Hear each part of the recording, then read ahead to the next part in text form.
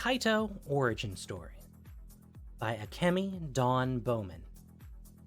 A Test of Loyalty.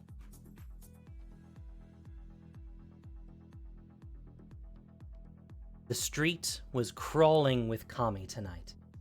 The Lantern Festival was a favorite for many of Tawashi's night-loving spirits. On any other day, Kaito might have appreciated the extra camouflage. Part of his job required the ability to move through the streets unseen, and hordes of kami were an ideal solution. But he was running out of time. If he didn't finish the job soon, he'd lose a payday to another reckoner. It hadn't taken Kaito long to find his target. Gamblers were notoriously bad at keeping secrets, and this one had a history of debt and soured friendship. But if Kaito moved too soon, well, he'd risk scaring him off. And a night like this, with heavy crowds and an abundance of fireworks displays, oh well, there were 1,000 places for a stranger to hide. A group of children ran past Kaito with sparklers in their fists, shrieking with delight. He flinched at the sound. It had only been a year since the Emperor went missing. 12 months since Kaito chased the mysterious stranger out of Kyodai's temple. The rest of Kamigawa may have been carrying on as normal, but when Kaito saw the bright red festival lanterns floating through the sky, the skewers of syrup-soaked rice dumplings in every street stall, and the kami of exultant revelry blazing across the rooftops in all its twinkling glory, he didn't feel an ounce of... All he could think about was his friend. Kaito would save his celebrating for the day the Emperor came home. He stepped beneath the canopy of neon parasols that kept the street vendors sheltered, where a trio of electric kami squabbled near one of the faltering outdoor heaters. The smallest of the three spirits leapt up, and the floating metal orbs around its industrial-style body flashed with irritation. Kaito threw up a hand to shield his eyes from the bright light, blinking several times before the kami scattered across the street to find another source of energy. When his vision readjusted, it was almost certain he lost sight of his target entirely. And he probably would have if it weren't for the man's garish coat. The edges glowed a fluorescent yellow, and the rest of it was patterned with glossy, holographic koi. It was a bold choice for a man who owed Satoru Umezawa money. There was something about festival tricked people into letting their guard down. Soundlessly, Kaito approached the man dressed in yellow, watching as he perched himself on one of the thin wooden chairs outside a curry stall. He leaned across the table, speaking in rushed, loose words to a woman with flour smeared across her forehead and drops of curry splattered on her apron. The Hyozan Reckoners wouldn't want witnesses. Kaito needed to be careful. He slipped between the approaching customers, moving as if he were no more than a wisp of smoke in the shadows. He walked behind the man without stopping, and in one fluid sweep of his hand, Kaito reached into the man's coat and retrieved his wallet. The man didn't feel a thing. Kaito made sure of it.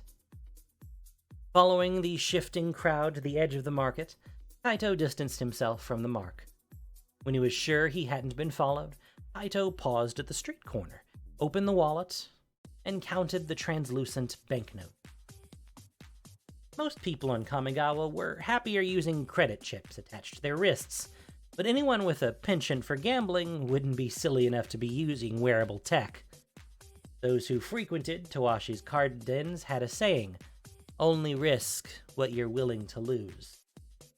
To avoid the temptation of risking everything, gamblers preferred physical money over credit chips. Luckily for Kaito, he'd picked up a few new skills over the years, pickpocketing being one of them. He thumbed through the notes, counting a second time just to be sure before removing a miniature tablet from his pocket. One day, he hoped he'd be able to afford hands-free tech, like the retina lenses he'd seen some of the Reckoners wear, but for now, the outdated comm would have to do. The device scanned his eyes, and a blurry hologram materialized. Kaito waved a finger, scrolling through details of every active listing, until a pixelated image of the gambler's face appeared. Below was the man's name, how much money he owed Satoru, and tip-offs as to where he might be hiding. Kaito typed a coded message into the device and hit send. The target's listing flashed from blue to red before vanishing. The space it left behind was the word completed. Across Kamigawa, what the heck? Across Kamigawa, the Hyozan Reckoners would receive the same alert. They'd know Kaito cleared another job, and that he'd be on his way to Satoru's den in the Undercity to collect the bounty. Kaito stuffed the device back in his pocket, the sound of festival drums and fireworks echoing behind him. It was true that he wasn't ready to celebrate, but that didn't mean he wasn't hungry. Kaito pulled a few of the extra notes from the gambler's wallet, walked up to the nearest stall, and bought the biggest dumpling skewer he could find. As he made his way to the train station, shoyu dripping down his hand, Kaito decided that, even though working for Satoru hadn't been his first choice, being a reckoner had its perks.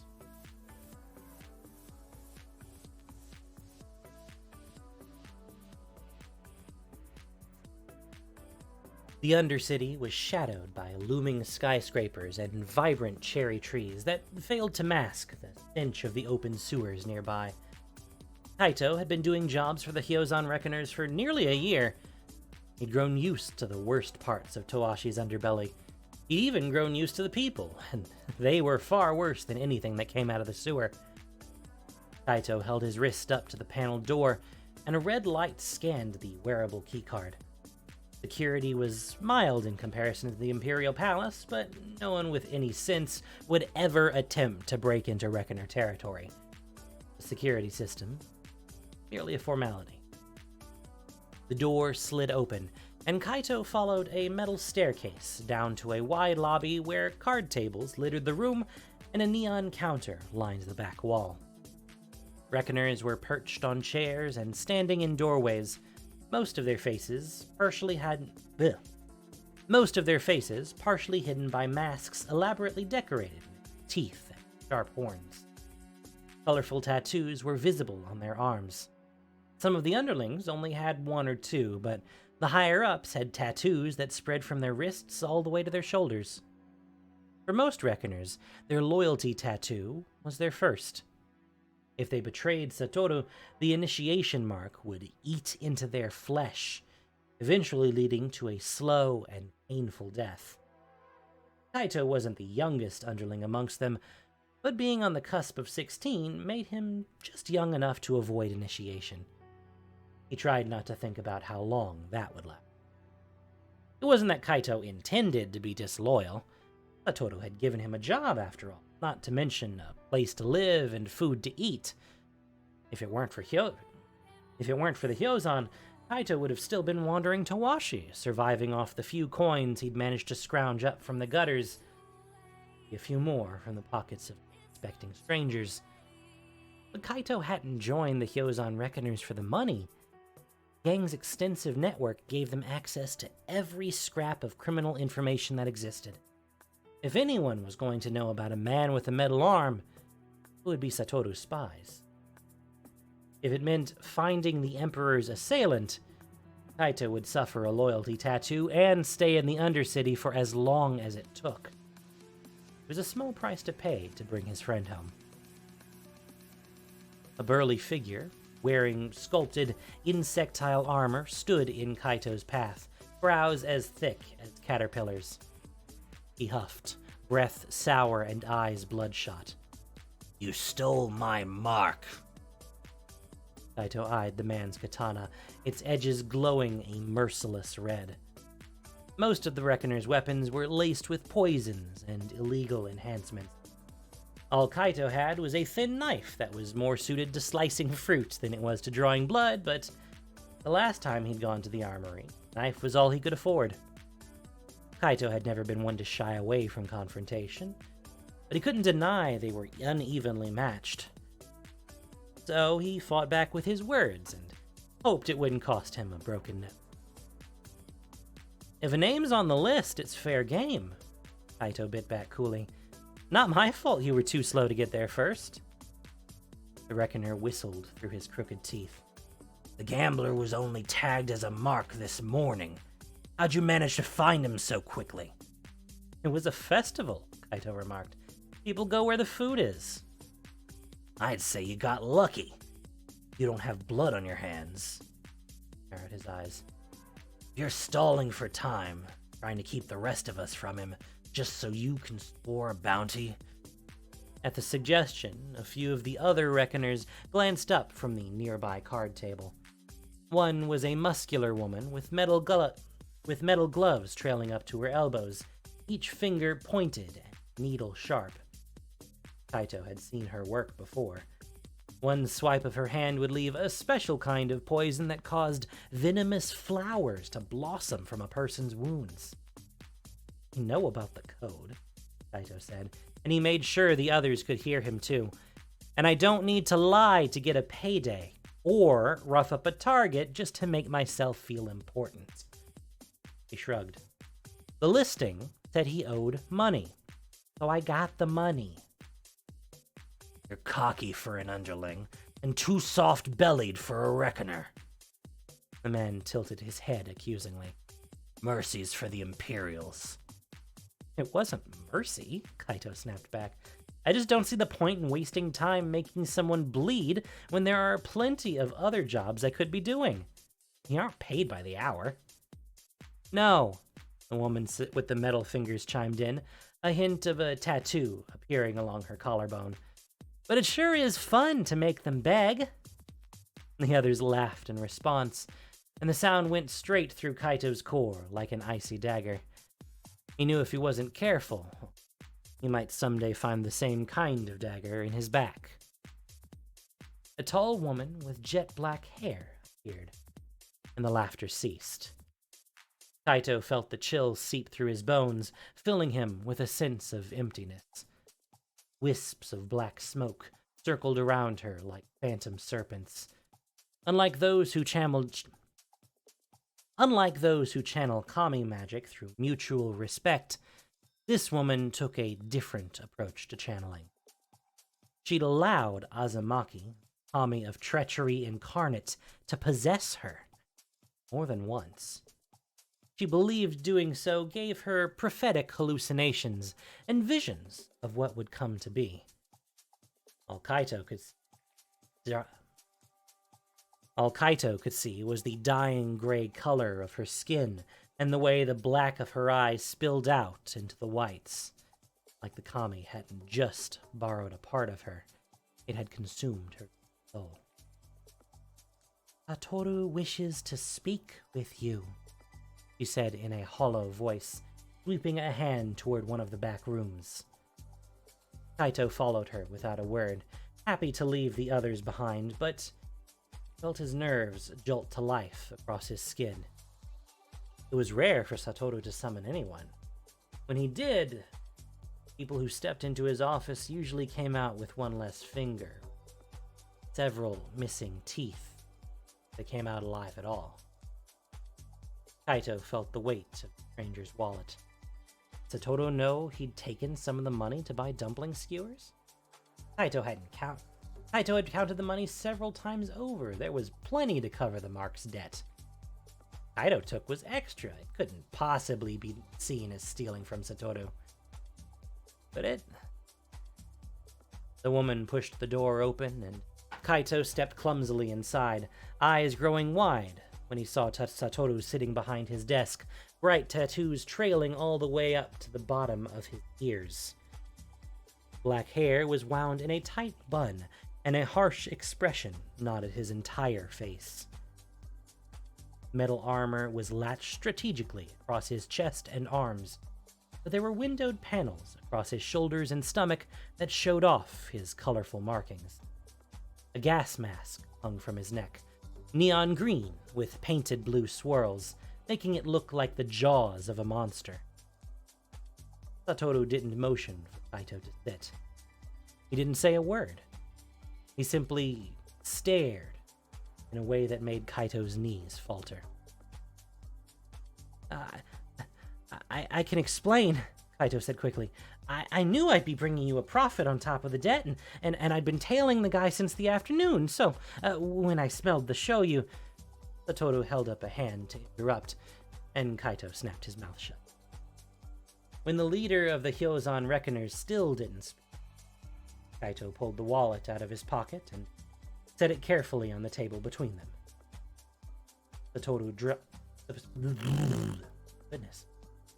Satoru's eyes dropped before gesturing to the nearby channeler.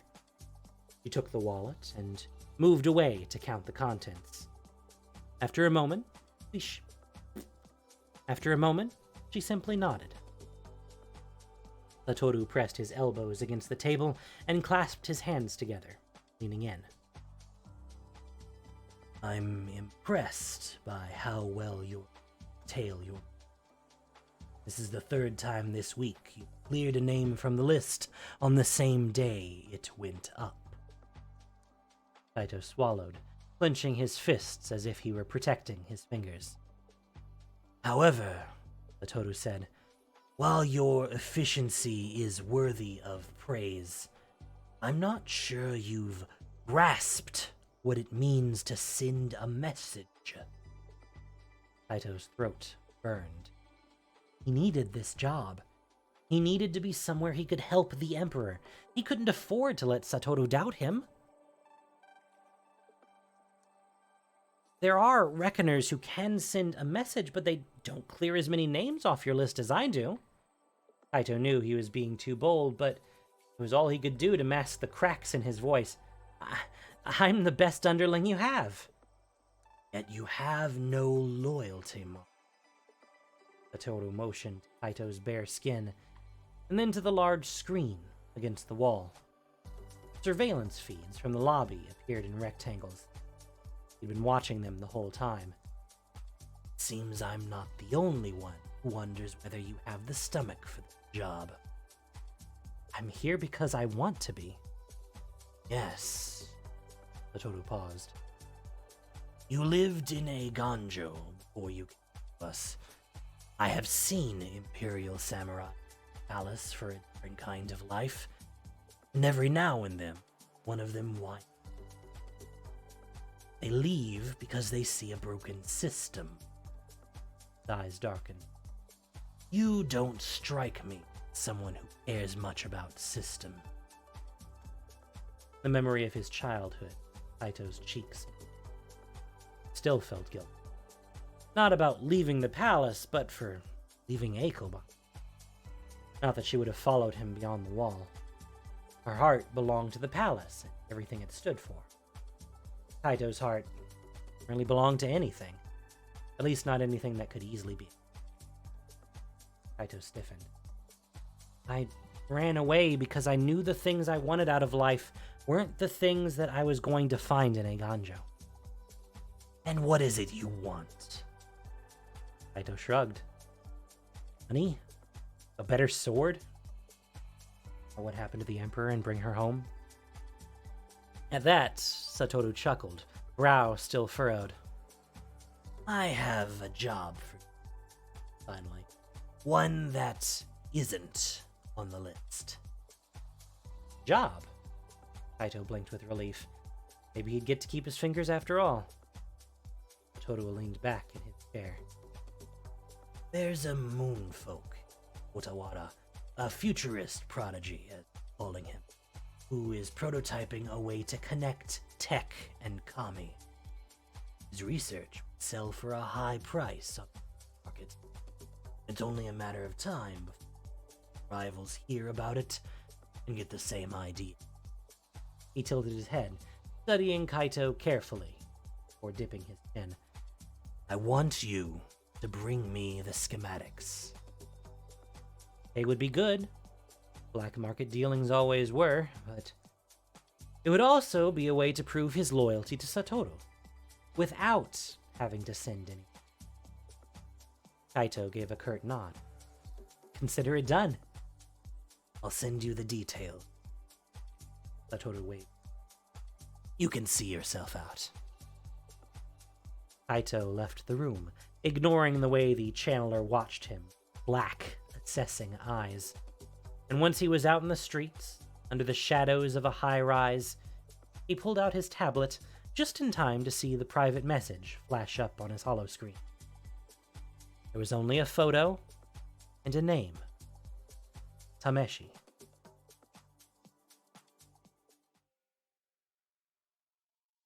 Otawara wasn't at all like the surface. So many of the buildings were covered in metal and glass, reflecting the plane like it was shining a spotlight every sudden movement. There were surveillance drones everywhere, enormous origami mechs that prowled the edges of the floating city. After the Emperor vanished, the Imperialists blamed the Futurists for the attack. Kaito wondered if the Futurists' raised defenses were a response to the accusations, or if their security systems were less about protection and more about concealing whatever was going on in their labs. It wasn't a secret that the Futurists liked to push the boundaries of technology. Maybe they were past towing the line. They had already leapt over it entirely. Kaito would be lying if he said the thought didn't pique his interest. When Kaito finally managed to track down information on Tameshi's whereabouts, he discovered the Moonfolk was no longer on Otawara at all. He'd moved his research to the Boseiju district, the Kami-filled forest, and the home to the Order of the Jukai. Tailing a mark and breaking into laboratories was one thing, but angering the Kami? Oh. The ones in Boseiju were there to get away from the rest of Tawashi. They were barely tolerant of the Order of the Jukai.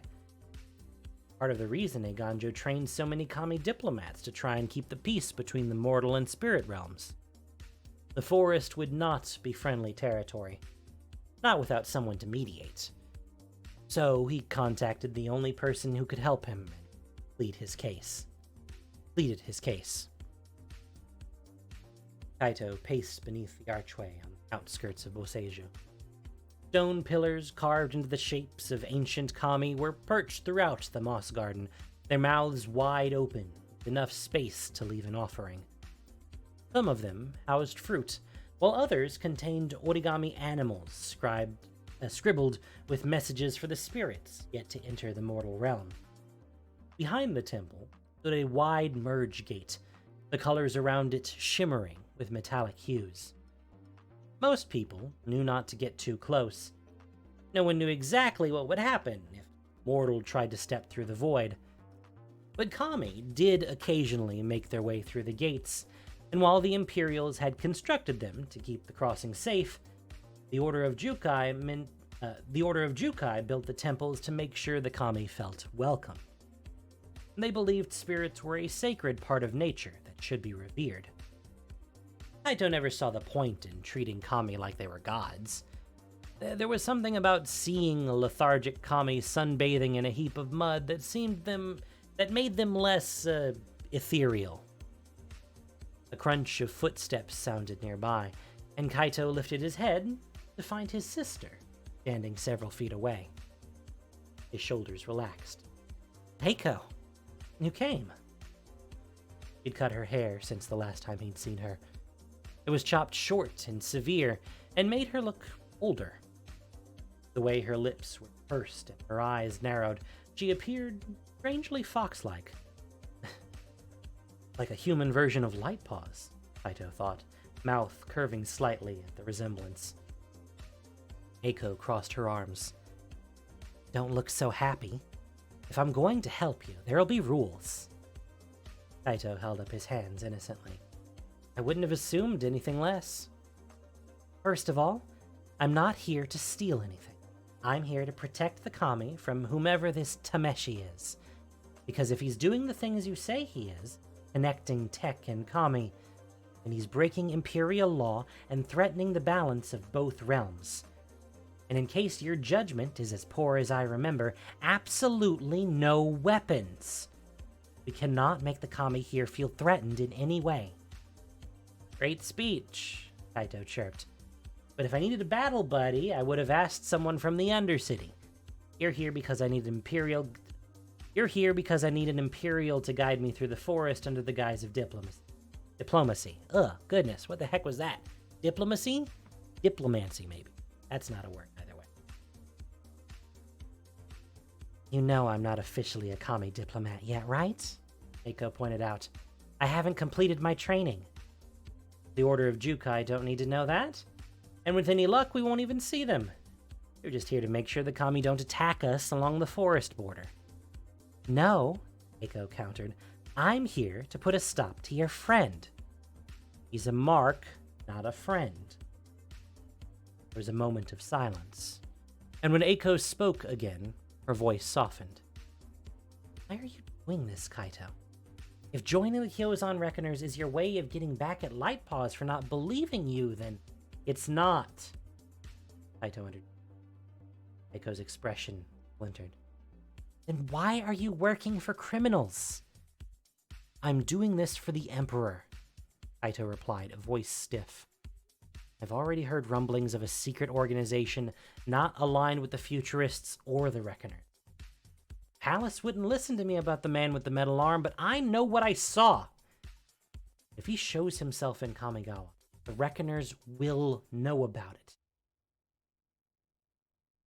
Satoru is already questioning me. If I don't get him what he wants, I'll be back to where I was when I left the palace. No leads, no one willing to help. At that, Eiko said nothing. Kaito's jaw tensed. All I need is Tameshi's research. After I take the schematics to Satoru and secure my place with the Reckoners, you can tell the Imperials whatever you have to. Eiko stood with her thoughts, the tension building mostly in her shoulders. Fine, said at last. Kaito tried not to appear too grateful in case she changed her mind. He nodded toward the trees. We should go before... Bleh. We should go while there's still light. I prefer to avoid running into the Kami of empty graves in the middle of the night.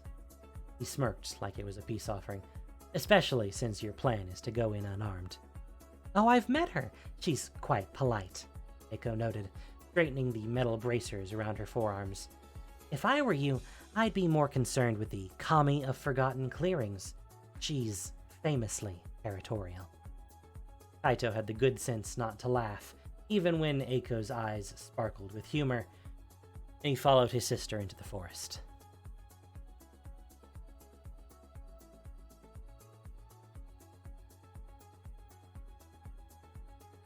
The design on this thing is so freaking cool. Come on.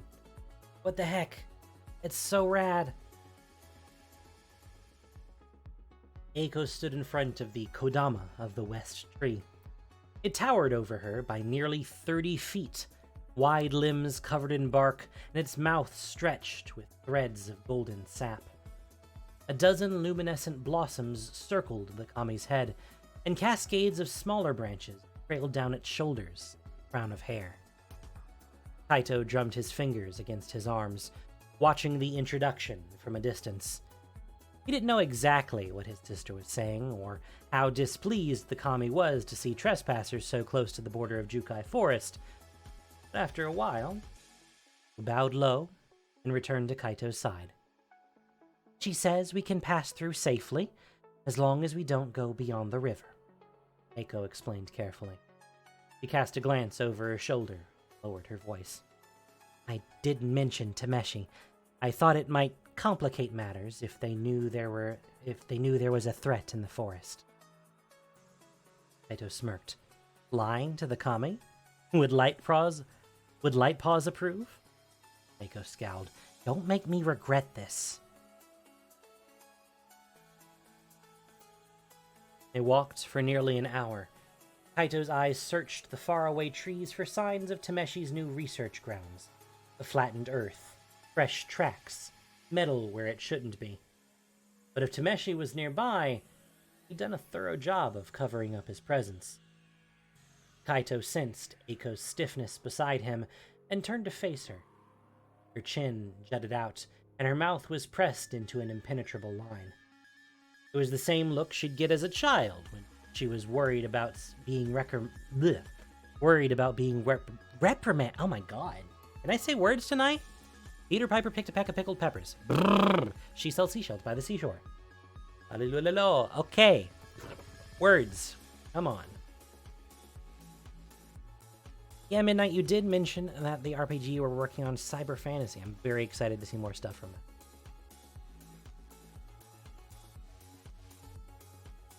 No words, only sounds.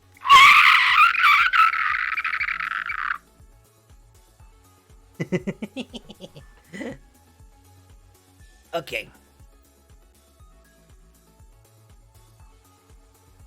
Restart the paragraph. Kaito sensed Eiko's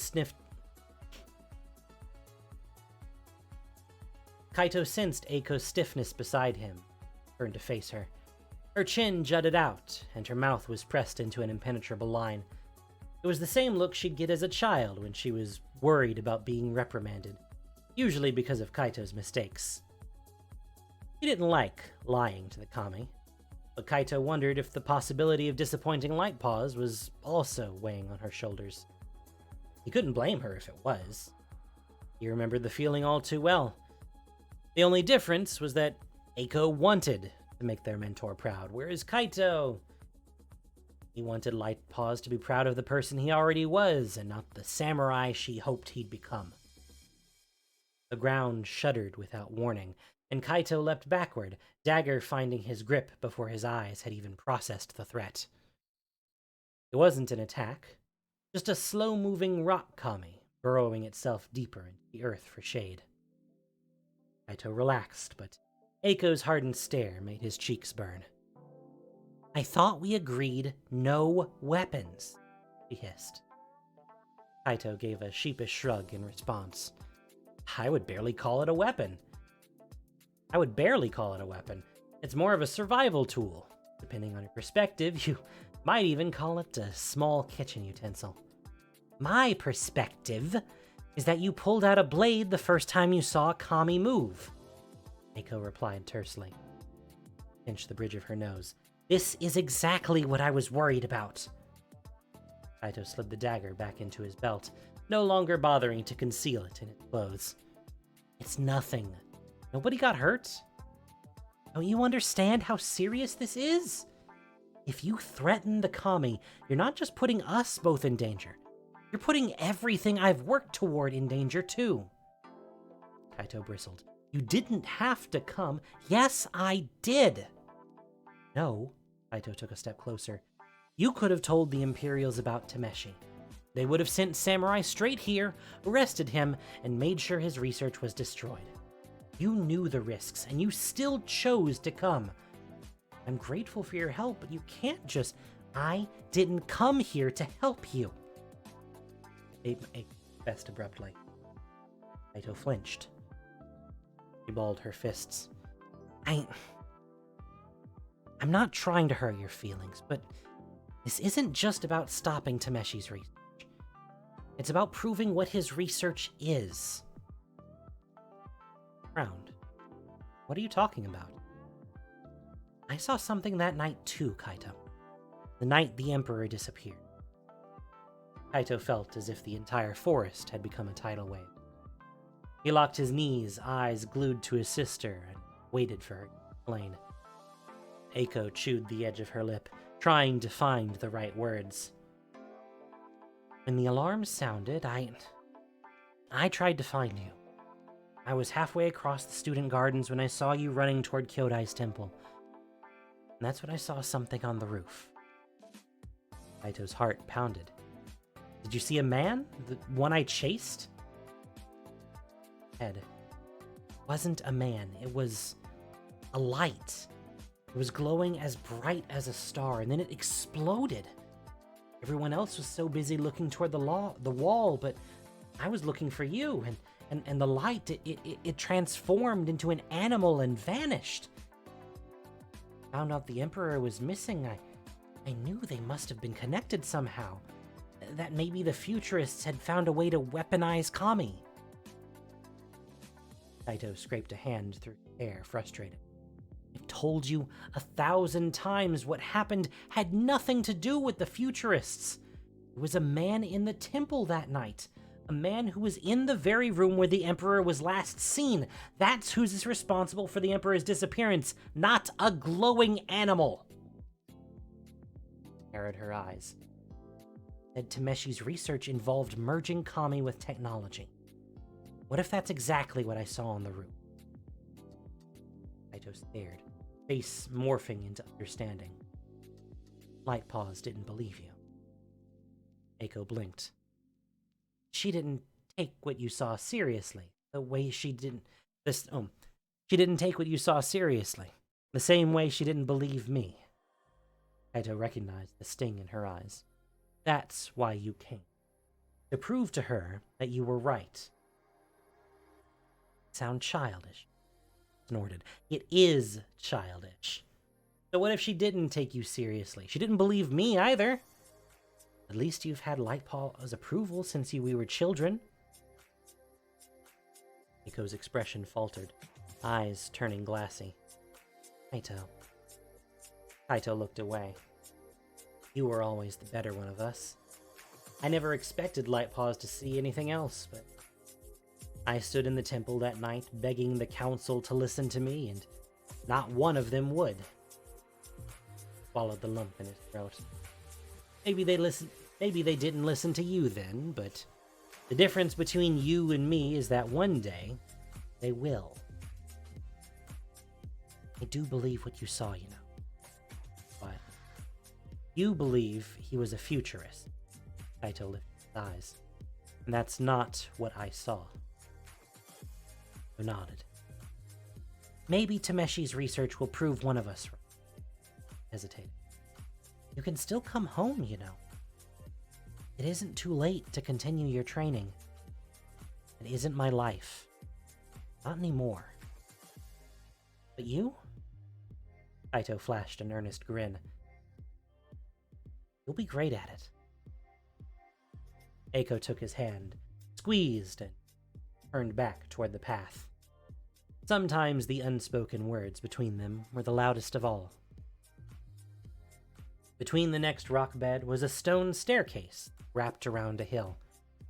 Beyond the next rock bed was a stone staircase that wrapped around a hill. Cascading from the crest was a small waterfall, trickling over the moss edges and pooling below. The stepped earth created uneven levels beneath the river, making the clearing echo with the sound of rushing water all the way through the heart of the forest. Kaito knew the best place to hide in Tawashi was within the largest crowds.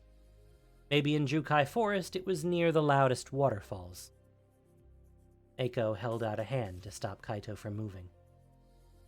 Can't go any farther. I promised the Kodama of the West Tree. Kaito pointed ahead at the mist beyond the trees. If Tameshi is here, he'll be close to the river, where it's loud and he can hide his tracks. He glanced at Eiko. The only promise I made was to the Emperor, and I'm not leaving here without the research. Ignoring Eiko's objections, Kaito stepped carefully across the protruding stones in the stream, balancing with care. When he reached the muddy bank, he scrambled to catch his footing before grabbing a fistful of thick vegetation and hoisting himself up the rocky hill. He turned to see if his sister had made it across the river. She was gone. He had no right to feel hurt. He'd broken most of her rules, and they both had so much to lose if something went wrong. But the bitterness of being abandoned pinched his heart. Maybe it's what Eiko felt when he'd left Eiganjo. He wondered if it made them even. With his sister gone, it would only be a matter of time before she reported back to the Imperials. Feelings didn't matter. Kaito needed to find Tameshi before someone else came looking. Ducking to escape a low branch, Kaito found a path between the hills that led to a clearing. He pressed a finger to his wrist, and his metal crane drone came to life, breaking into sharp fragments before fluttering into the air. Kaito touched his temple, sent the drone skyward, squinting at the distorted image that shuddered through the camera feed. He'd been caught up in more than a few scuffles during his time with the Reckoners, and his drone had paid the price. There was no point using the damaged tech to track anyone in Kawashi's crowds, but Kaito was only looking for one person in the forest. No matter how blurry the feed was, it was better than nothing. The crane raced through the woodland, and Kaito followed behind, staying close to the river. When he spotted metal on his camera, he knew he was close. The rushing water in every direction masked the noise completely. The makeshift laboratory was almost impossible to miss. Laid out across the side of a felled tree was a collection of odd machines, all connected with wires and warped light. Most of the research was made up of scraps of metal, including a large steel box perched at the far end. Kaito took one step forward. The box rattled in response. Not a box. Cage. And there was something trapped inside. Kaito heard the snap of twigs, cascading waterfalls, but by the time he turned, too late. Tameshi had the upper hand, and he used it to crack his fists against Kaito's cheek. Kaito stumbled, fingers folding quickly over his dagger, and pointed the blade at the moonfolk. Tameshi had pale lilac skin, and hair spun in a high knot. His lanky build and smooth face gave away his youth. He couldn't be more than a year or two older than Kaito. Tameshi lifted a brow, blue robes fluttering, hovered in the air, laughed. I didn't realize the monks of Jukai were so primitive. He tilted his head. I've seen better knives for scaling fish. I'm not with the order, Kaito replied, studying Tameshi's body language for weakness. That explains the Undercity clothes. Reckoner, I presume? He paused, calculating. I knew word of my research would get out eventually. I'm just surprised the Imperials didn't get here first. Now, what can I say? Getting people to underestimate me is kind of my thing. Tameshi nodded toward Kaito's sad excuse of a weapon. You're welcome to come back when you're more prepared. I'd hate for you to spend the next 5 minutes embarrassing yourself.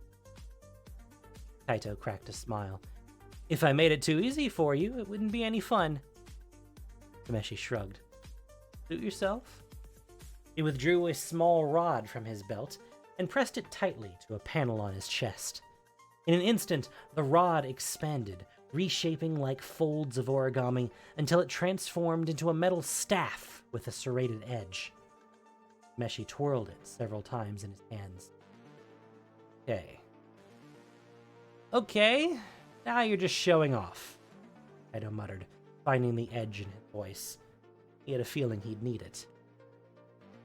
Tameshi charged, sweeping his staff against Kaito's legs. Kaito leapt, steadied himself, and spun with his dagger wedged in his fist.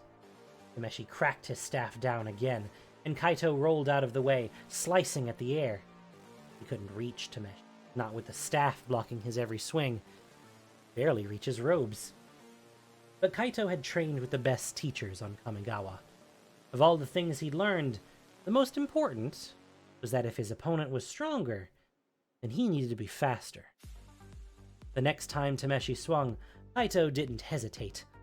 He jabbed his blade against the serrated edge of the staff with just enough force to keep it in place, then snatched the rod with his free hand and swung his leg up, striking Tameshi's head. The blow knocked Tameshi to the side, but the moonfolk glided back up, hovering in the air and still holding tight to his weapon. Kaito refused to release his hold on the staff and dug his heels into the earth. Tameshi retaliated, dropping fast to the ground. He threw his elbow toward Kaito's chin, but Kaito didn't falter. He used his weight to spin around Tameshi, keeping the staff in front of the moonfolk's chest until he managed to pull the rod against his opponent's throat. Tameshi was taller and stronger, but Kaito had never been one to back down from a fight. Kaito couldn't lose this one. Not when he needed the Reckoners to help him find the man from the rooftop. Everything Kaito did was an effort to bring the Emperor home. Kaito's best friend. She was worth every risk, no matter the odds. Kaito pulled hard, and Tameshi choked against the metal stick, pushing back with all his might. Kaito heard him gasp, but all he could see in his vision was a desperate, unyielding red. Eiko's voice snapped him from his frenzy. Kaito, what are you doing? Let him go! He flashed his eyes toward his sister, still holding tight to the staff. I thought you left! I had to leave an offering for the kami, because contrary to what you think, paying respects and following rules can actually make a difference. She took several steps closer, words edged with authority. Stop it before you squeeze the life out of him. Have you forgotten he still has information we need? Kaito gritted his teeth. He started it! I don't care!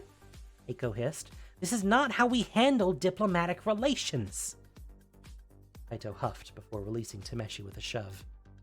He curved both his fists over the staff. Tameshi bent over, coughing violently. When the air returned to his lungs, he sighed. So, rubbing his throat, they sent the Imperials after all. Eiko folded her arms in response. Kaito searched the sky, before pressing his temples to recall his drone.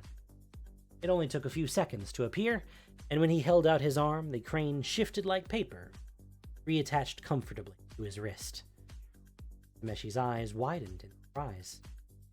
Where did you get that? It was a gift, Kaito said thinly, from someone I met a long time ago. You know Katsumasa? Tameshi dropped his arms. The fire in his eyes receded, replaced by a strange recognition. How do you know that name? Kaito demanded. It had been years since he'd met the moonfolk in the Imperial Gardens, but still picture him.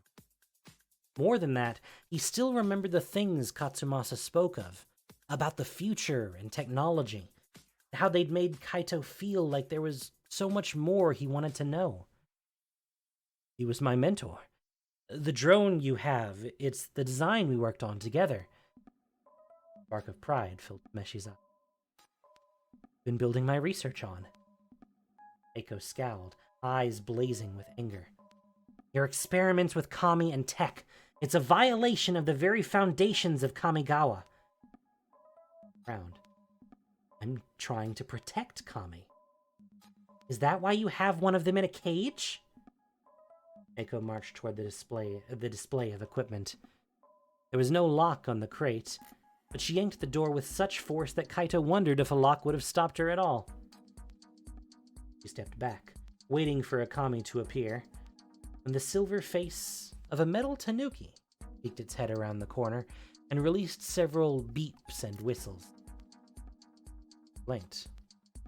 What is that? The robot leapt to the ground, limbs clicking like 1,000 pieces of metal were falling into place, and twisted its head toward Kaito. Paneled eyes scanned him, and for a moment Kaito was sure it was the robot's attempt at curiosity. I told you, Kaito huffed, straightening. My research is to help Kami, and the rest of Kamigawa. We know our two realms are merging, and that one day they will exist as one. But we still know so little about what's beyond the merge gates, or how our kinds will be affected when the merge is complete. If we're going to truly understand the Kami, we need a safe way to study them, a way to preserve the Kami existing on Kamigawa. Technology doesn't have to just be for us, it can be for the Kami too. His voice was impassioned and maybe a little wild, but Kaito couldn't find anything evil in his motives. He turned to Eiko, see what she thought, and he realized she still hadn't moved. Her eyes remained pinned to the metal tanuki, lips parted slightly like she was stuck in a trance. This robot is almost identical to the animal I saw. He turned to Kaito. The one that appeared from the flash of light. Kaito frowned, turning to Tameshi. My sister thinks this creation of yours is the reason the Emperor of Kamigawa vanished. Care to defend yourself? What you're accusing me of is impossible. This creation didn't even exist until a few months ago. Tameshi's shoulders fell. But I'm familiar with the creature you speak of. I've been searching for it too. Why? Kaito challenged. And what does it have to do with the Emperor? The light you saw was a kami being born. A very rare kami, and the only one of its kind. It is the very embodiment of the relationship the Emperor shares with Kyodai, the spirit realm. Meshi explained. I've been chasing it across Kamigawa for some time, and looking for ways to protect it. He motioned to the metal tanuki. What I built this prototype for. Eiko folded her arms. There are thousands of kami all around us, and none of them have ever required a robot for protection. A kami that embodies a connection with the spirit realm would have a radical effect on the merge gates, Meshi said, and Kaito didn't miss the warning in his voice. There are variables here we have not accounted for. So yes, I want to protect it, but I also want to study its relationship between the two realms. He shrugged. Creating a connection between kami and machine would give it the armor it needs. Think of it like a protective mech suit. It would allow us to track the kami and make sure it remains safe. And that we remain safe too. Same research could allow someone to manipulate it, Eiko pointed out.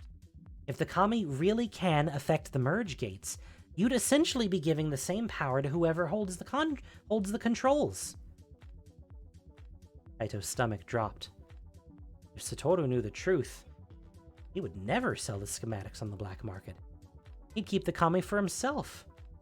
And if the spirit really did have untapped power over the merge gates, the Hyozan Reckoners the strongest cell in the city. Heck, maybe even in all of Kamigawa. Nobody should have power. Before anyone could say another word, a noise echoed outside of the canyon. A sound Kaito knew all too well. Shout, a song, and a whisper, like three voices layered on top of one another. Voice of Kyodai. Can't be. He moved slowly across the grass, eyes scanning the distance for a flash of the great kami. Kyodai never left the temple. If she were here in Jukai Forest, that mean the Emperor... The Emperor returned? Kaito didn't. The hope in his heart was too powerful, too desperate. Ignoring the warning shouts from Eiko and Tameshi, he raced after the sound. He fought branches and brambles, picking up clumps of dirt and running until his chest burned. So many things he wanted to say to her again. Mostly he just wanted to see her face and know that she was okay. Kaito skidded to a halt at the foot of an enormous camphor tree, the branches twisting in spirals and the leaves glittering in emerald green. Kyodai wasn't there. Neither was the Emperor. Instead, he saw the tanuki-shaped kami with glowing white eyes and translucent fur. And the kami saw him. The path forward. Kaito's chest felt bruised. He'd really thought the Emperor might be in Jukai Forest, and that hearing Kyodai's voice was a sign she had finally found her way home. But the Tanuki Kami standing in the grass wasn't the friend he'd lost, and it certainly wasn't the ancient Kami from the temple. The creature released another layered call, quieter this time.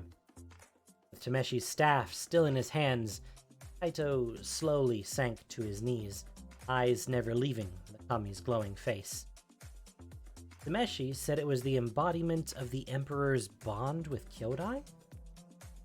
If that was the case, is there a part of her still in there? Would she, the Kami, recognize Kaito? He'd come to the Jukai Forest for Tameshi's research, but then now that he knew what it could lead to and Kami represented, not formed in his throat. He had to keep the Kami safe. Leaves fluttered behind him, and a dark object burst from the tree line, metal body glittering beneath the sun. Hovered in circles above Kaito, or making a slow descent. When it landed on the ground beside the Kami, They were nearly identical in build. The difference was that while one was clearly a robot, the other was as dazzling as starlight. Multiple golden orbs spinning carefully around its body. They were like the spheres that ran along Kyodai's back, only a great deal smaller. The robot beeped. The kami released a layered greeting. Eiko and Tameshi appeared on the hill. When their eyes fell on the kami, Eiko's gasp was audible. She slowly made her way to Kaito's side, hand clutched at the material near her neck. Did it say anything? Kaito shook his head. Kyodai spoke to the Emperor telepathically. Maybe this kami works the same way? Met Eiko's eye. Have to protect it. Eiko nodded, like never a question. She spotted the Tanuki robot. Her face crumpled. Sucked in a breath, spinning to face Tameshi. I was wondering how you were tracking my brother so easily. You didn't just build armor. You built a drone. Tameshi pressed his hands against the... We need to be able to locate the kami if they get lost or hurt. Drones have been weaponized with the right upgrades, Eiko argued. Do you have any idea what the repercussions would be for something like that? Kaito tried to imagine a Kamigawa, where spirits ran around with armor and blades like miniature mechs. Spirits that could be controlled by people like Satoru. Thought was settling. That isn't the purpose of my research, Tameshi said firm. The design isn't about controlling the kami, it's about keeping them safe. Safe from what? Eiko demanded. Tameshi's jaw hardened. From whatever is on the other side of the merge gates. Kaito and Eiko both fell silent. He wasn't just trying to study the kami in the merge. He wanted to study what was on the other side. They're trying to send kami back to the spirit realm, Kaito clarified. If I can find a way to connect kami and drone, then eventually, yes. Sighed. Still so much we need to learn. And the knowledge is out there. We just need to be brave enough to find the key and open the door. I don't care about the kami. You're just trying to protect the information they'd bring you if they could move between realms. Clenched her teeth. Your research threatens the balance of Kamigawa. It can't continue. Meshi, stoic. You already have the ability to channel with kami. Is this really any different? The channeler has built a relationship with the kami. There's trust and mutual respect. Meant to be a gift. It sounded exasperated. What you want to do is capture their power and give it to whoever the highest bidder is. No, I started, but it wasn't finished. You might not intend for it to be a weapon, but it is. And if your research gets out, someday someone will use it to their advantage. Meshi looked away, flustered. What I'm trying to accomplish is not about greed, about understanding. The merge gates are proof that there is more to life than what we know. And to have that kind of knowledge, to lift the veil of the unknown, it may require sacrifices some aren't willing to make. So shook her. Power requires balance. And in the wrong hands, your knowledge could destroy the merge gates. It could destroy Kamigawa. Gaze shuddered. You say that because you're too stubborn to look ahead to the future of what Kamigawa will someday become, and the steps we need to take to make sure that future remains stable. Eyes flashed open. The Imperials will fail us if all... the Imperials will fail us all if they don't take bigger risks to study the merge. We are protecting the plane we have now. Voice didn't waver. Your research needs to be destroyed.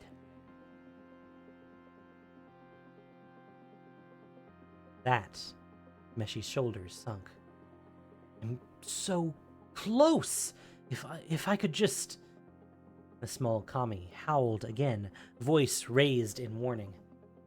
Kaito's instincts clamored in agreement with the kami's distress. Something wasn't right. The forest had gone far too quiet, and there was an emptiness in the... almost like... Kaito stiffened. The last time he'd felt this was in Satoru's den. The grass rustled nearby, and Kaito spun to find Satoru's spies.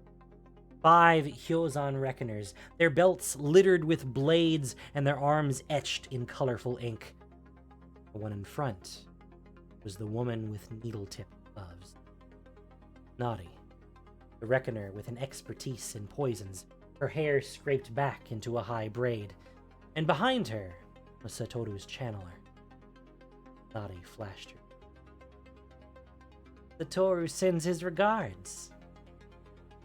Kaito tried not to react when tendrils of black smoke poured from the channeler's skin, snapping at the air like vipers. I don't remember putting a request in for a babysitter, he said. Nari sniffed, flicking her claws at the air. Satoru always did wonder whether you were a spy. A former samurai is one thing, but an imperial student? He tutted.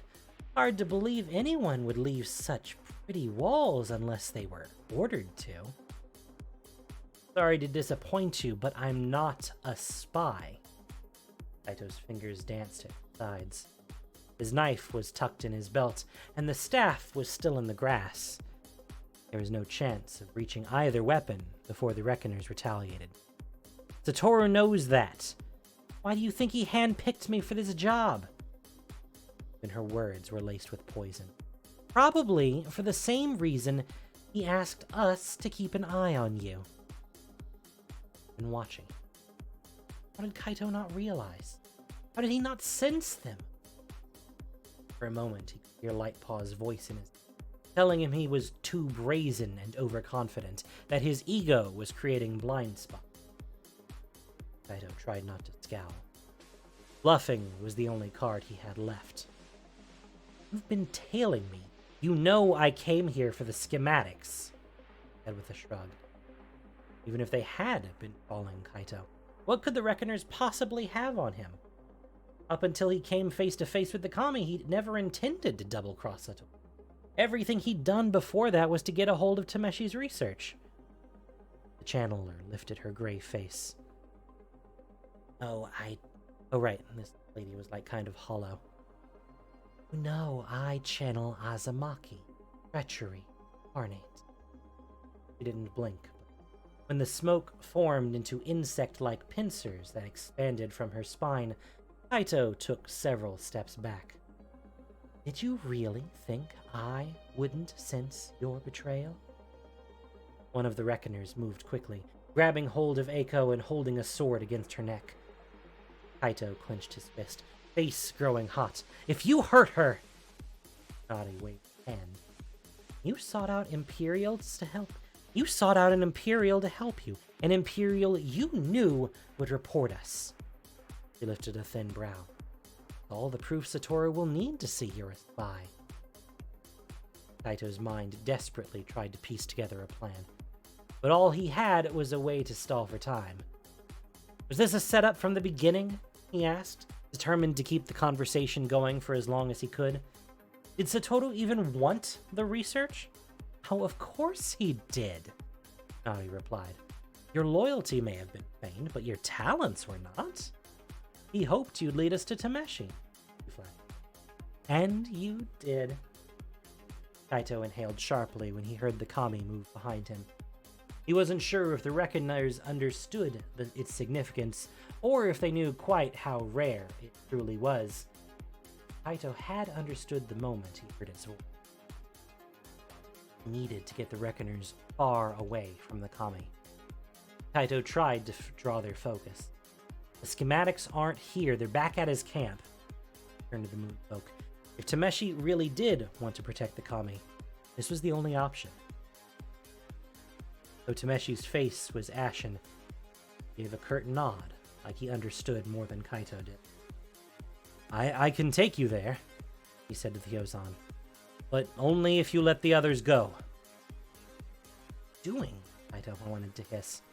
Tameshi was practically a stranger. He didn't owe Kaito anything. He was trying to spare them from harm in whatever, but he was trying to spare them from harm in whatever small way he could. Nade laughed. Hardly in a position to be making deals. Tameshi scowled. You'll never make sense of the research. Not without my help. So either let them go, or I'm not telling you a thing. Nade stalked toward, lifted Tameshi's chin with nails dangerously close to breaking skin. Oh, you will. She tilted her head and gestured to one of the other spies. We don't need. And don't forget the Kami. You met Kaito Shuriken's gaze. Something tells me we might need it. Kaito snarled and was bending his knees to lunge for the nearest spy when Eiko slammed her head against her captor's face. As the Reckoner growled in pain, Eiko pulled her sleeve up to reveal a hidden weapon. A metal coil unwound from her, the miniature blades connected by a glowing white light until they formed a sword. He gripped the hilt and swung for another Reckoner's neck with impeccable speed. Kaito didn't have time to gape. He hurled himself at one of the Reckoners and pinned him to the ground. Throwing several punches against the man's face, Kaito used the distraction to scramble for Tameshi's staff. He recovered it just in time to block a steel blade flying toward his chest. The Reckoners became a whirlwind of steel and fury. Kaito fell back, blocking again and again, staving off as many of them as he could until he reached Eiko on the battlefield. What happened to no weapons? Kaito managed to shout as they fought back to back. Eiko grunted, kicking one of the assailants square in the chest. Well, this is diplomacy. When words fail, we use our blades. Her sword met flesh, and as the man fell, she threw a look over her shoulder. I told you no weapons, because I knew you would do the exact opposite. Several yards away, Tameshi landed beside the Kami.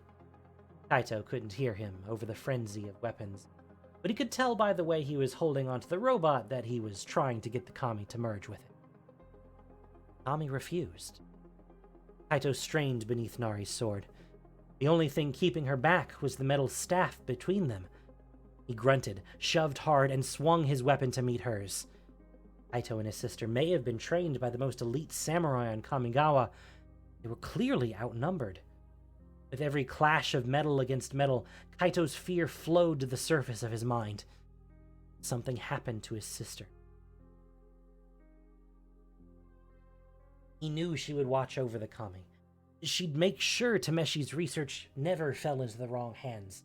She would do what was best for Kamigawa and the Emperor. Only one of them was going to make it out of the fight. He wanted it to be Eiko. Take Tameshi and the Kami and run. Whatever you're planning, you can forget it, Kaito hissed. I'm not leaving you behind.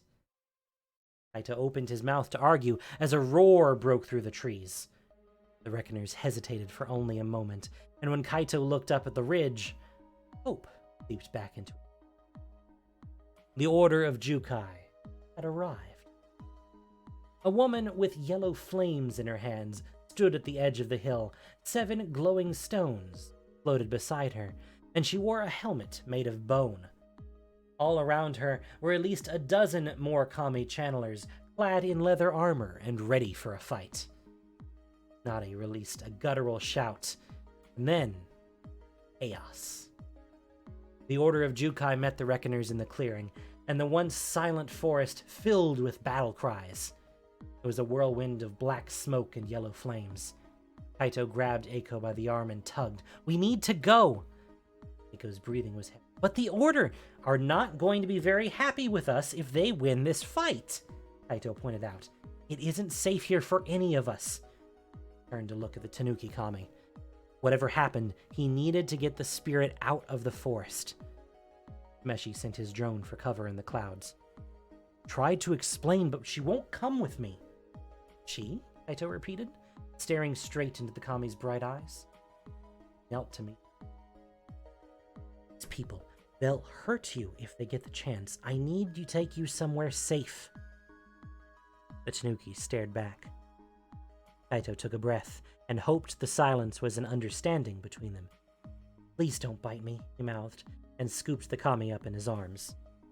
When he ran, Eiko and Tameshi followed him. The woods were a blur of moss and bark.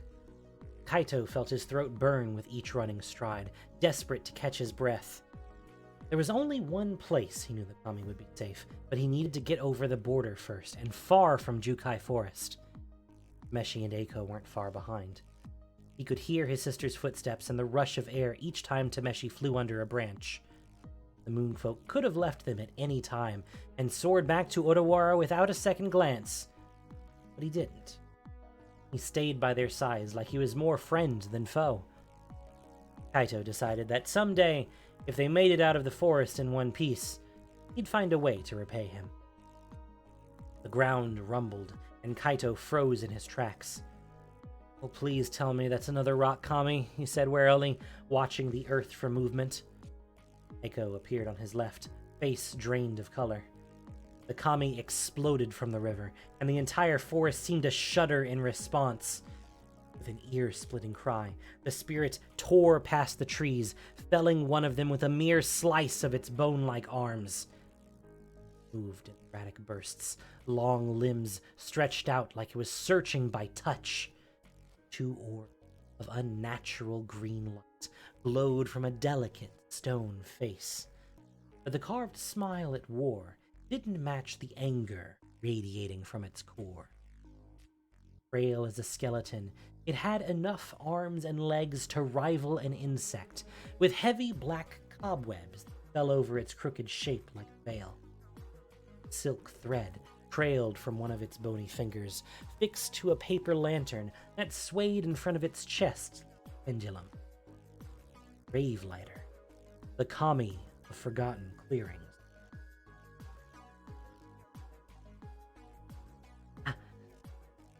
I'll try to talk to her, Eiko murmured, almost too low for Kaito to hear. It's way too dangerous, Kaito started. He pressed a hand against his forearm, and then a finger to her lips. She wanted him to stay quiet. Kami flashed toward them, head rotating at odd angles, searching for the sound as if her glowing eyes couldn't see anything at all. Eiko knelt, pinning her eyes to the ground. I am Eiko Shizuki of the Imperial Palace, and a Kami diplomat. The moment she spoke, the Kami slammed into the earth in front of her. Eiko's hair fluttered at them, but she didn't recoil. It was not our intention to disturb you, nor do we mean to trespass in the forest any longer. We ask for safe passage to return to Boseiju. Gravelighter cracked her stone mouth open, too wide to be anywhere near human. And all Kaito could see was a horrible black. The Kami stopped inches away from Eiko's bent neck, sensing her posture and presence. When Gravelighter reared back too quickly, Kaito didn't know if she was going to leave or attack. He assumed the latter. No! Kaito shouted, bursting from his place in the grass and skidding in front of his sister. The Kami wailed, and Kaito squeezed the Tanuki close to his chest and wrapped an arm around Eiko like he was protecting her. He was protecting them both. The Kami of forgotten clearings ripped through the trees, splitting branches and pummeling the earth, and raced straight for Kaito's exposed back. Before she landed her attack, the Tanuki Kami leapt from Kaito's arms and flew toward the larger spirit. Starlight exploded around them. Kaito squinted. Couldn't see what was happening. It was too bright. Both Kami were moving too fast. But it was enough time to pull Eiko to her feet and usher her toward Tameshi. Go, Kaito shouted. I'll catch up. Tameshi took Eiko by the waist, and lifted her out of the way of splitting earth and flying stones, while Kaito ran back for the tanuki. Held up a hand, staring at the heart of the light in search of the small creature. But he saw her, flickering left and right, trying to distract Gravelighter. Except it only seemed to anger her. The Kami of Forgotten Clearings swung an arm back, preparing to swipe at the tanuki with all her strength. When Kaito leapt, grabbed hold of the smaller Kami, rolled out of the way. With deadly force, the arm smashed into the forest floor, rattling the surrounding woodland. Kaito searched the tanuki's eyes, frantic. There was nowhere to flee. He wasn't fast enough, and he'd never in his life fought a Kami. Even been trained for it. All he could do now was hold her close and brace for the next impact. But it didn't come. Kaito peeled his eyes apart and found Gravelighter staring at him with her strange marble face. He stretched her bone fingers closer, stopping inches from the tanuki's body. The tanuki let out a cry in response. Not a cry. A man. Gravelighter released a breath. The rumble made Kaito jerk backward, and then the Kami of Forgotten Clearings dove back into the river, water spraying in every direction, and vanished from sight. Shivered, looking down at the small Kami still protected in his arms. I guess that means we can go? The Kami answered with a layered chirp, and Kaito got to his feet, wiped the river water from his forehead, and hurried to find his sister, Tameshi.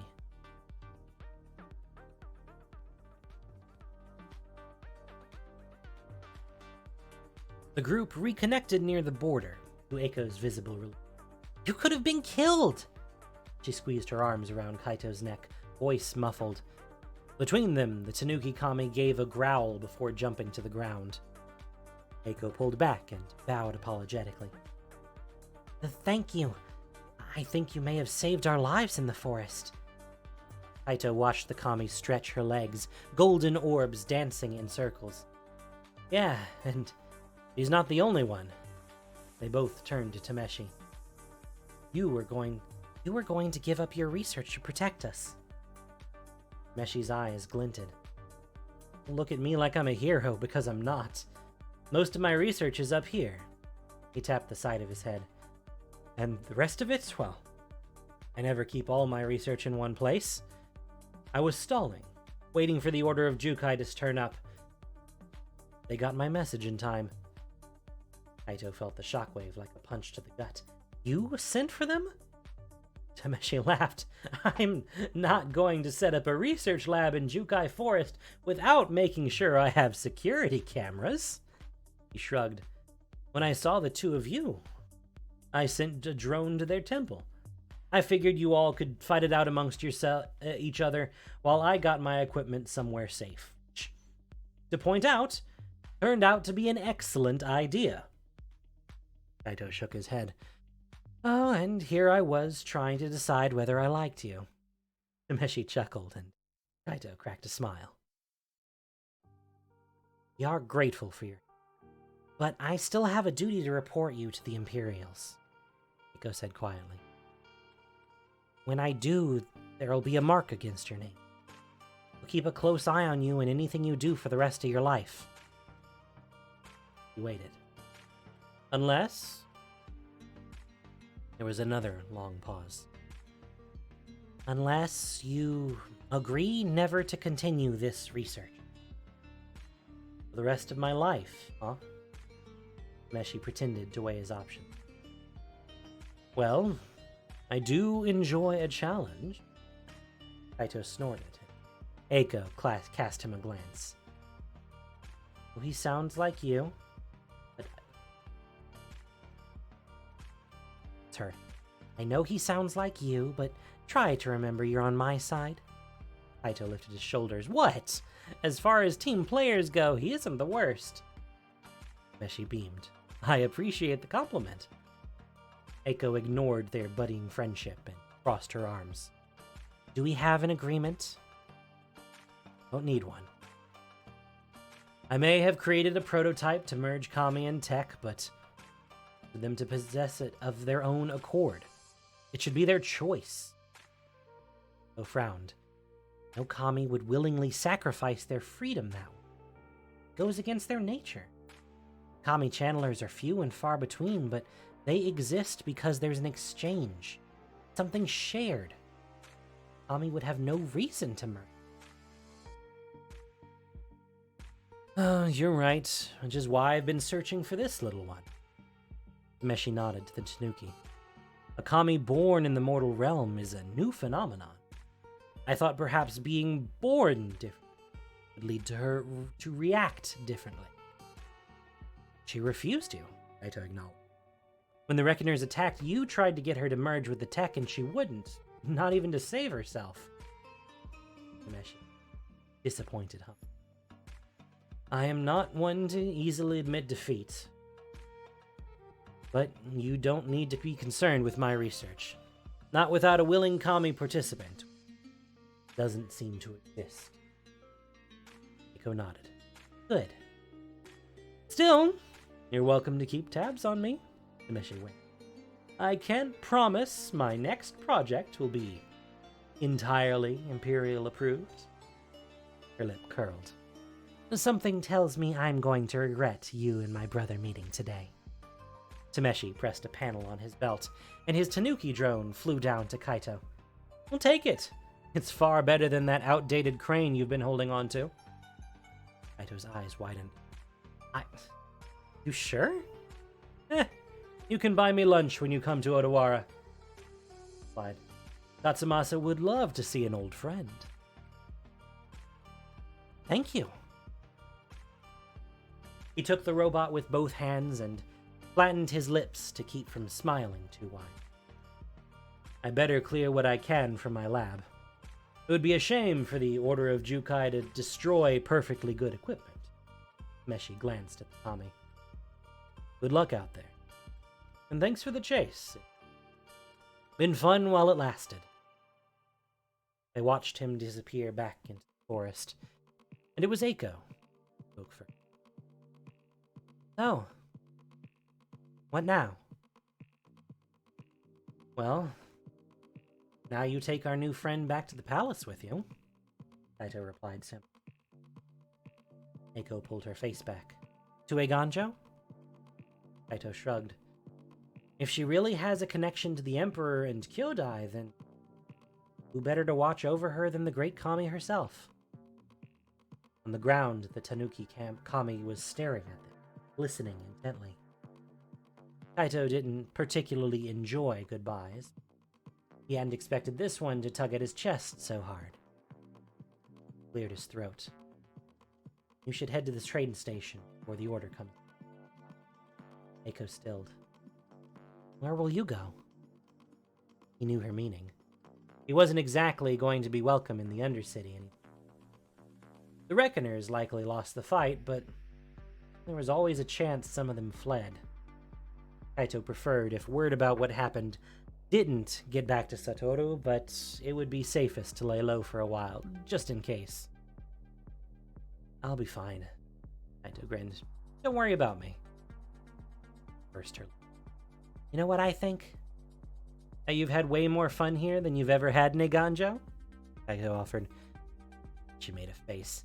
I think you never intended to give those schematics to Satoru. I think you asked for my help because you wanted to do the right thing. You're just too stubborn to admit it. Laughed.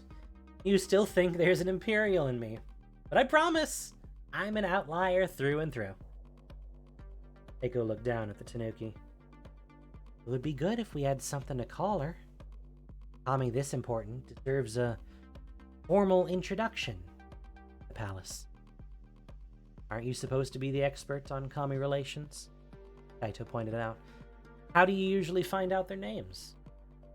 It's not always that simple. Sometimes it's through words or body language. Sometimes it's telepathic. In some cases, you have to earn their trust before they'll properly communicate with you. I vote we call her Pom Pom Chan for now, Kaito said. When the spirit let out a layered chirp, he grinned. See? She likes it. Eiko moved to pick up the kami, but the tanuki immediately leapt out of her reach. When Eiko took another step, the kami scurried behind Kaito's feet for shelter. "Don't worry," Kaito said. "You'll be in good hands. My sister's one of the best people in Kamigawa. You just have to get past the frown lines." He took a step away, trying to encourage the kami to go to Eiko, but the kami released a frustrated howl and hid herself behind Kaito once again. Eiko lifted a brow. I don't think she wants to go to the temple." "Well, she can't stay here alone. Reckoners know about her. It's not safe." Eiko held back a laugh. "For someone who thinks they're so clever, you are terrible at seeing what's right in front of you." Kaito blinked. "But I don't understand." He shook his head at the kami. "I have nothing to offer you? No shelter or food? I barely know what I'm doing half the time." He ran a hand through his hair. "I just know that I need to find someone, and I'm not planning on stopping until I figure out how to bring her home." The kami's eyes brightened. Eiko pressed a hand against Kaito's shoulder. "See, that's exactly what she wants." Kaito leaned down in the grass, drone still wedged against his chest.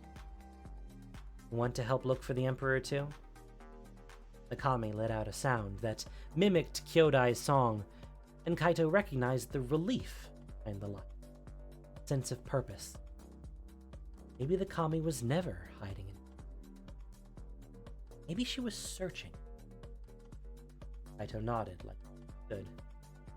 "Okay. I guess it's you and me from now on." Without warning, the kami leapt for Kaito's chest and bonded herself to the tanuki prototype. There was a flash of light and metal fluttering like 1,000,000,000,000 chrome hummingbirds. When the light eased, the tanuki drone blinked from behind its glass eyes. It clambered up Kaito's arm until it found a place to rest on his shoulders. A noise trickled into his mind, steady at first and faint as a bell, but in the seconds that followed the noise came an unmistakable chant. Kaito could hear it then. Kami's echoing through his mind. When he turned to look at the two, lowered her head, and a gentle understanding passed between the two of them. "Her name," said slowly. "She says her name is Himoto." Kaito stood to face his sister, whose mouth was parted in fear. "She's research. She'd tried to stop it, tried to make sure it would never fall into the wrong hands, and now, very proof of it, sitting on Kaito's shoulders like a beloved pet." The tanuki robot shifted once more and drifted into Kaito's hands. Turned it over. He realized it had morphed into a mask. He stared at the smooth edges and origami cutouts, wondering if a connection to the Emperor really did live inside in Himoto, and if choosing to stay with Kaito meant anything at all. When he placed the tanuki mask over his face, he felt it. Energy thrummed in his core all the way to his fingertips. It was like static and magic and power, begging to be released, begging for Kaito to let go. Somewhere behind him, Eiko was calling his name, shouting with desperate, terrified breaths. Kaito couldn't answer her. Something was pulling his soul in another direction, to another plane, and he couldn't fight it. He didn't want to fight it. For the first time in years, Kaito felt as if he knew exactly where he was meant to go. Power burst through him, coursing through every bone and vein. Kaito let it consume him entirely, and when he felt the tug against his soul once more, he answered the call as if it had been fate all along. Kaito took a step forward and vanished from Kamigawa.